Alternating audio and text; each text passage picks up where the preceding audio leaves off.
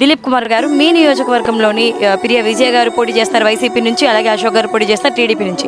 ఎవరు గెలిచే అవకాశాలు ఎక్కువగా ఉన్నాయి? అంటే విజయ్ గారు గెలిచే అవకాశాలు ఎక్కువ. ఎందుకంటారు?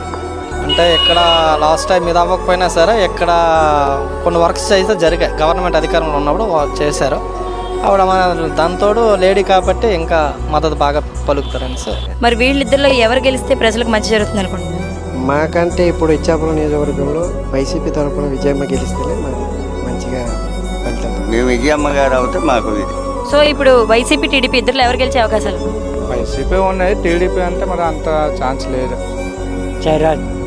साईराज बोले विजयम्मा विजयम्मा एससीबी आसीबो वाईसीपी कौन भाई एटी पूरा गाँटा तार गाँव में बहुत हेल्प करछे आ सदा पिला मनकु बुढ़ा मनकु समस्त करछि जीतियो वाईएसआरसीपी तो कौन भाई वाईएसआरसीपी भल काम करछन्ती पेंशन देछन्ती आ हमको सब योजना रे भल करछन्ती మరి ఈసారి ఎవరిని గెలిపించుకుందాం అనుకుంటున్నారు?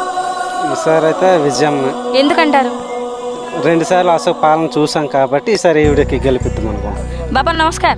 నమస్తే. बाबा कौन तो इडी वाईएसआरसीपी जीतियो ना नोतले टीडीपी जीतियो वाईएसआर जीतिबो वाईएसआर कौन भाई वाईएसआर जीतियो वाईएसआर पक्का जीतिबो वाईएसआर के आसुंदी के पोटी करछन्ती के विजयम्मा पक्का जीतिबो ఇక్కడ ఓ విజయమ్మకి విజయ దొందువి పట్టేటువంటి అవకాశం ఉంది అమ్మ. ఈరోజు చూసుకుంటే గతంలో 14 సంవత్సరాలు మేము కూడా టీడీపీలో ఉండేవాళ్ళమ్మ. ఈరోజు వైసీపీకి వచ్చామంటే జగన్ గారి పరిపాలన నచ్చి అర్థమైందా? ఎందుకంటే మనకి పేద కుటుంబాలు అందరిది కూడా పేద, మీరు చూసే ఉంటారు, పూరిళ్ళు కూడా ఉన్నాయి. మన పిల్ల చదువుకోవడానికి ఆర్థిక సమస్య లేకపోతే ఈరోజు అమ్మఒడి రూపంలో పిల్లలకి మీరు చదివించది నేను ఉన్నాను అనే ఒక రూపం.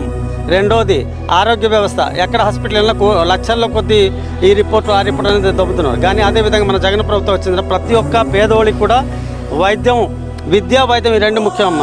రెండోది మహిళా సంఘాలు గతంలో ఏడు చేశారు, మీ రుణాలు మాఫీ చేస్తానమ్మా, బాబు వస్తే జాబ్ వస్తుంది అన్నారు. కానీ అక్కడ జాబ్ రాలేదు, వీళ్ళు బంగారం అంతా పోయింది.